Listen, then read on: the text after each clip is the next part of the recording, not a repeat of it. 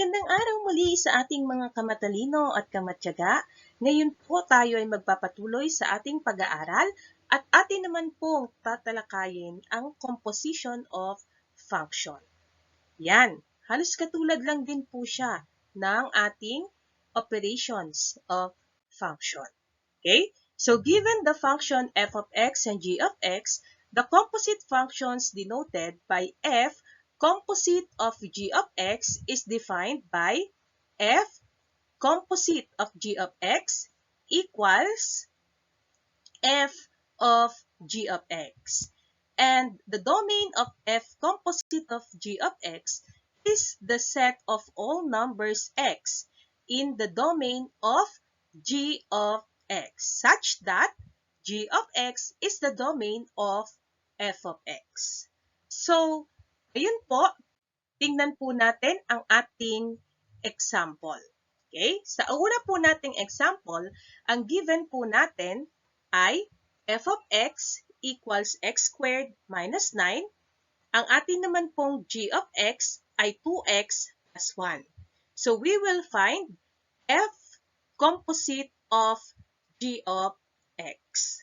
Ano po ang ating first step? We will apply the definition of composition of function. So that will be f composite of g of x equals f of g of x. So f of g of x, ibig sabihin po f tapos yung value ng g of x. So anong mangyayari? F, then yung value ng g of x natin ay 2x plus 1. Okay? Now, we'll apply the definition of the function. Okay, so f composite of g of x equals, okay, ano daw yung f of x natin or f natin? X squared minus 9. So, eto po yon. Pagkatapos po, etong 2x plus 1 na g of x ay isa-substitute po natin as value of x ng ating x squared minus 9. So, instead na x squared, it will become 2x plus 1 squared. And then, minus 9. Okay? Then, we will simplify now. Ano po natin isi-simplify? 2x plus 1 squared, ibig sabihin po, dalawang beses tayong magmumultiply. Okay? So, 2x plus 1 times 2x plus 1. And then, wag natin kalimutan yung minus 9. Okay? So, using the FOIL method, magmumultiply na po tayo. Okay? So, 2x times 2x, that is 4x squared. And then, 2x times positive 1 is positive 2x. 1 times 2x is positive 2x. And then, 1 times 1 is positive 1. Okay? Tapos po, yan ay ating pagsasamahin. No? Combine the similar term. Meron na tayong 4x squared. 2x plus 2x is positive 4x. And then 1 minus 9 is negative 8. So, yan po ang ating f composite of g of x. Okay? So, dako po tayo sa ating pangalawang example. Okay, ano po yung ating second example? So, second example po natin, ang ating given ay f of x equals x squared plus 6x plus 9. Ang atin pong g of x is equal to x squared plus 5x plus 4. So, we will find f composite of g of x. So, same po ang ating first step. We'll apply the definition of composition of functions.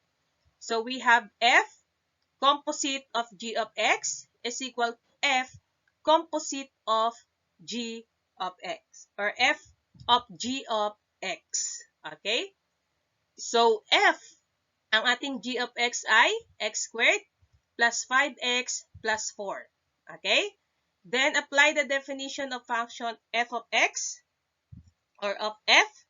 So, we have x squared plus 6x plus 9. So, ito po ang ating f of x. And then, yung ating x squared plus 5x plus 4, isa-substitute po natin as value of x ng x squared plus 6x plus 9. Okay? So, instead na x squared, magiging x squared plus 5x plus 4 squared plus, eto po yung 6, and then again yung x, papalitan natin ng x squared plus 5x plus 4, and then don't forget the positive 9. Okay? So, x squared, no? Simplify na natin. Yung x squared plus 5x plus 4 squared, ibig sabihin, twice po nating imumultiply. Ayan, x squared plus 5x plus 4 times x squared plus 5x plus 4. And then, we have 6 times x squared is 6x squared. 6 times 5x is positive 30x. And 6 times 4 is positive 24. Okay? And then don't forget 9 or positive 9. Okay? Now, distribute na din po natin ito. Okay, let's erase para hindi tayo malito, no? So, we have now x squared times x squared is x to the 4th. And then we have x squared times 5x is positive x cubed. X squared times positive 4 is positive 4x squared. Okay, next. 5x times x squared is 25. Isa na tayo. Positive 5x times x squared is positive 5x cubed. Positive 5x times positive 5x is positive 25x squared. And then positive 5x times positive 4 is positive 20x. Okay? Next, 4 times x squared is 4x squared. 4 times 5x is positive 20x. And then 4 times 4 is positive 16. Okay? And then plus 6x squared plus 30x plus 24 plus 9. Okay? Now, we'll combine the like terms. We have x to the 4th plus 5x cubed. Another 5x cubed here. Ayan. So, let's erase para hindi po tayo malito. So, another 5x cubed here plus 4x squared plus 25x squared plus 4x squared plus 6x squared plus 20x plus 20x plus 30x plus 16 plus 24 plus 9. Okay, so we have now x to the 4th, 5x cubed plus 5x cubed is 10x cubed, 4x cubed plus 4x squared plus 25x squared plus 4x squared plus 6x squared is 39x squared. And then, we have also 20x plus 20x, 40x plus 30x is 70x. And then 16 plus 24 is 40 plus 9 is 49. So that is our F composite of G of X. Okay?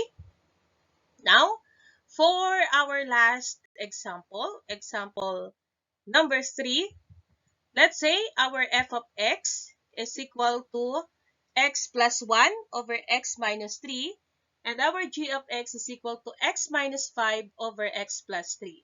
So, we will find f composite of g of x. So, ang first step po natin, we will apply the definition of composition of function.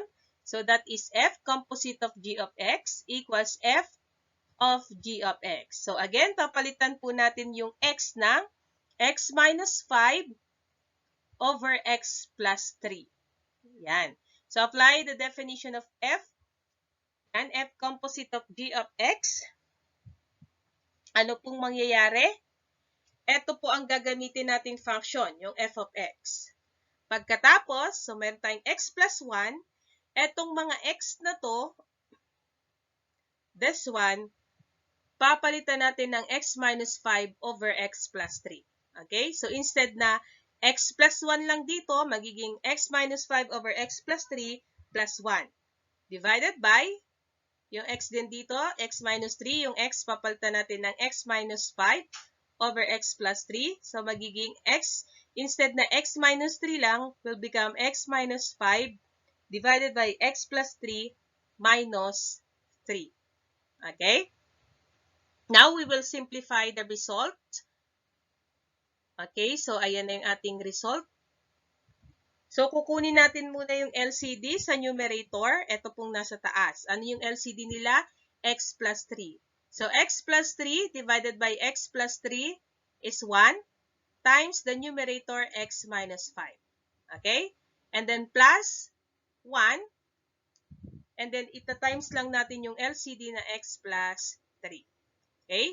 Ganon din po sa denominator, x plus 3. Ang ating LCD. So, x plus 3 divided by x plus 3 is 1 times the numerator x minus 5. And then, minus 3. And then, multiply lang din natin yung ating LCD na x plus 3. Okay? Next. 1 times x is x. 1 times negative 5 is negative 5. And then, 1 times x is x. 1 times 3 is 3. Divided by x plus 3. All over, 1 times x is x. 1 times negative 5 is negative 5. Negative 3 times x is negative 3x. And negative 3 times 3, negative 9. Okay? Now, we have x plus x is 2x. Negative 5 plus 3 is negative 2. And then, all over x plus 3. X minus 3x is negative 2x. Negative 5 times negative 9 is negative 14. Over x plus 3. So, i-apply na po natin yung rule sa pagdi-divide ng rational expression, no?